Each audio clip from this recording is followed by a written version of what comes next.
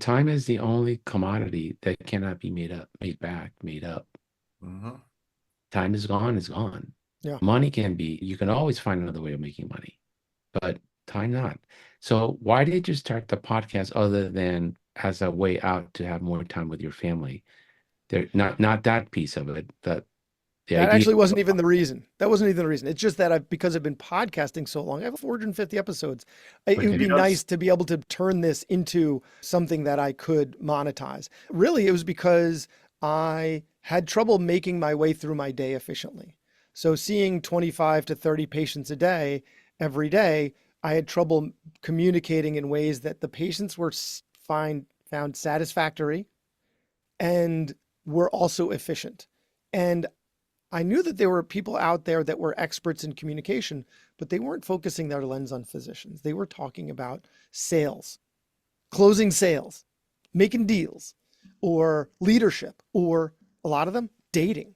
It's funny that you could take parlay someone who is an expert in helping people like be better at dating. That communication strategy can be parlayed into improving communication with patients, right? So there's a lot. Eye contact applies to both.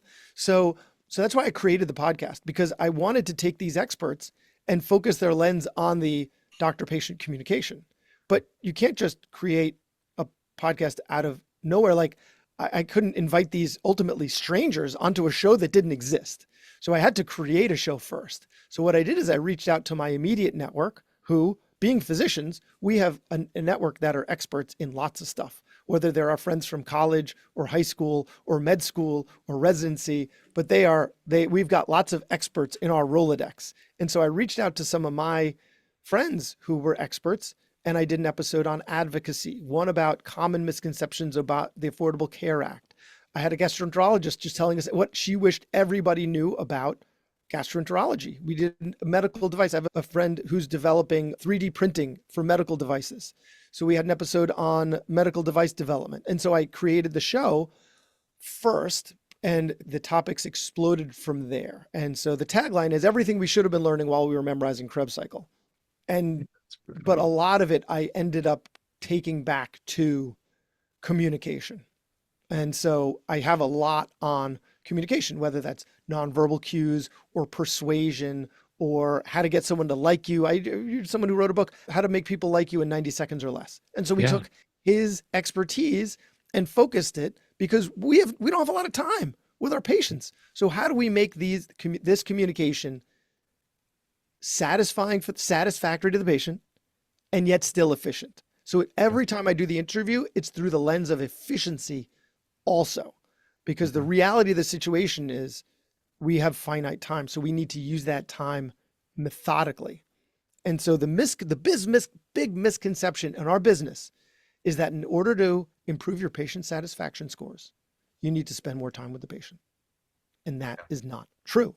You need to be methodical about your communication, just like we're methodical about everything else we do. We are relentlessly methodical people in medicine. And so we need to be that way in the exam room too. And it leads to less stress, more connection, a better experience for the doctor, and a better experience for the patient. Interesting. Absolutely. Herb, I guess our podcast is about storytelling. And that's all these things are, I'm thinking about it, that's all that business stuff that you learn in MBA school.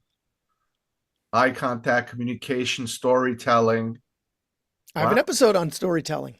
Yeah. He just gave as a Toastmaster, Mm-hmm. and he's also a retired neurologist, and he gave some stuff that he learned from Toastmasters and is able to apply to being a doctor. What Actually, is that your was one of the things. podcast name? Pauses. What is the name of your podcast? Physician's Guide to Doctoring. Oh, cool. I'm sure our guests will watch it, listen to it. I hope so. Yeah, the communication piece is not part of our curriculum in medical school or residency, and it's such an important piece of what we do as physicians. But we only learn it later on our own, which is We do, or we take cues from mentors and we try to figure out how they do it. And sometimes they know how they do it, and sometimes it's just something that they've developed their whole life and they don't know how they do it. So they don't know how to replicate it.